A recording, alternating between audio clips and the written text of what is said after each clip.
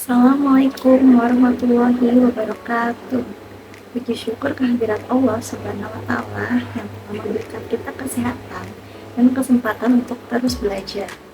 Salawat serta salam semoga senantiasa tercurah kepada Nabi besar kita, Nabi Muhammad SAW. Perkenalkan, nama saya Oriza Satifah dengan NIM akhir 112. Video ini saya buat untuk memenuhi tugas ujian akhir semester mata kuliah Sistem Pengendalian Manajemen di bawah bimbingan dosen pengampu kita, Ibu Reskino, SEMSI, PhD, MK, CA, CMA, CE, LG. Pada kesempatan kali ini, saya akan membahas secara detail mengenai salah satu topik penting dalam mata kuliah ini, yaitu perencanaan strategis. Jadi, perencanaan strategis ini adalah proses untuk menentukan arah organisasi dalam jangka panjang. Proses ini bertujuan untuk membantu organisasi merumuskan tujuan, mengalokasikan sumber daya secara optimal, dan mempersiapkan diri menghadapi tantangan serta peluang di masa depan. Dalam video ini, saya akan membahas 4 poin utama. Yang pertama, karakteristik perencanaan strategis. Yang kedua, analisis program-program baru dan program yang sedang berjalan. Yang ketiga, proses perencanaan strategis. Dan yang keempat, kasus nyata perencanaan strategis. Untuk poin yang pertama, karakteristik perencanaan strategis. Perencanaan strategis ini memiliki ciri-ciri khusus yang membedakannya dari jenis perencanaan lainnya. Yang pertama, ada definisi dan tujuannya.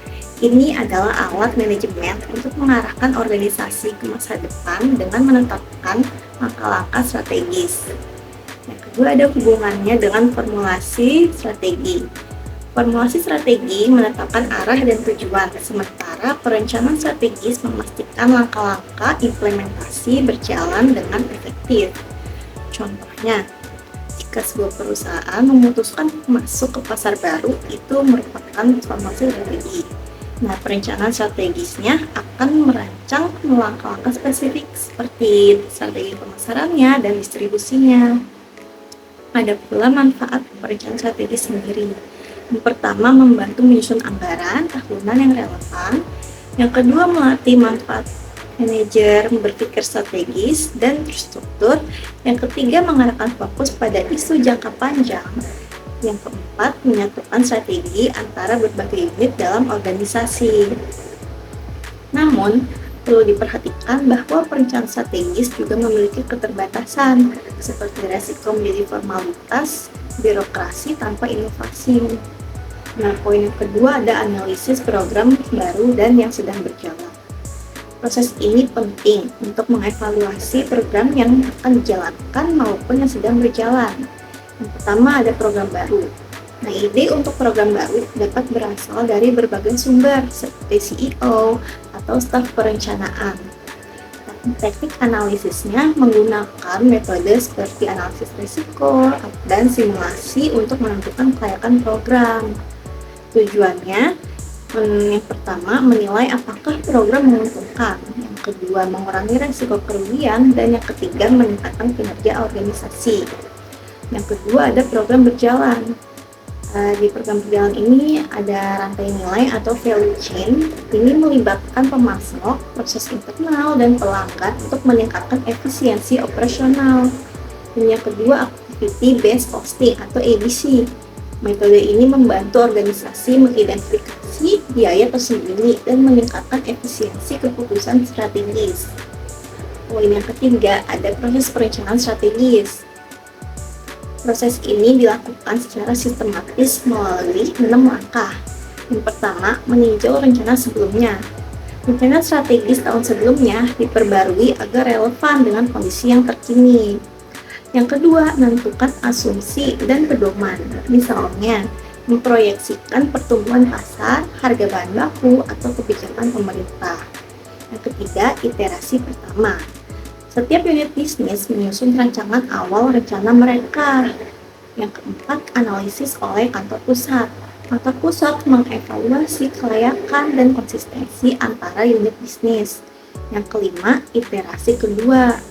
Ini revisi dilakukan untuk memastikan rencana dari semua unit selaras dengan tujuan organisasi.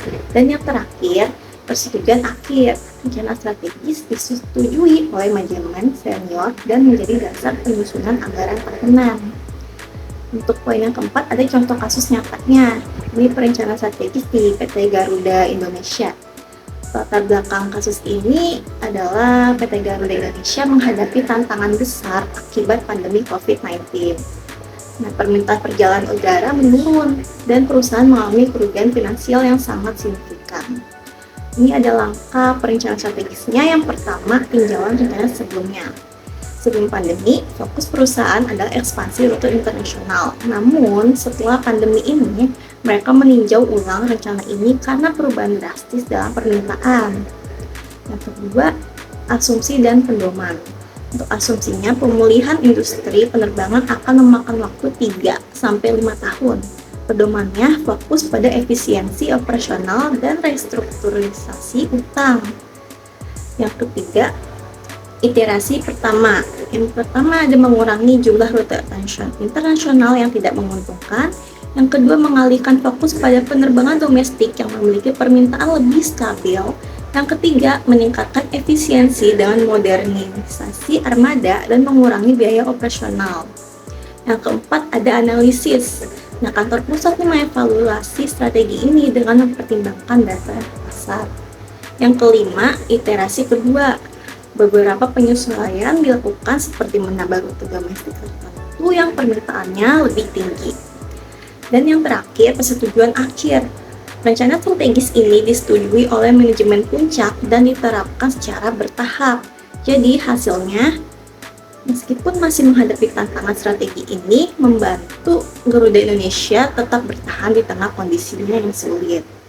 Kesimpulan dari materi kali ini, perencanaan strategis adalah proses yang sangat penting untuk memastikan organisasi memiliki arah yang jelas dan dapat bertahan di tengah perubahan lingkungan. Melalui langkah-langkah yang sistematis, organisasi dapat menyesuaikan diri dengan kondisi terkini, meningkatkan efisiensi, dan mencapai tujuan jangka panjangnya. Kasus PT Garuda Indonesia menunjukkan bagaimana perencanaan strategis dapat membantu organisasi mengatasi tantangan besar dan tetap relevan dalam industri mereka. Demikianlah pembahasan saya mengenai perencanaan strategis. Semoga apa yang saya sampaikan dapat bermanfaat bagi kita semua, khususnya dalam memahami pentingnya strategi dalam dunia manajemen. Sekiranya, wassalamualaikum warahmatullahi wabarakatuh.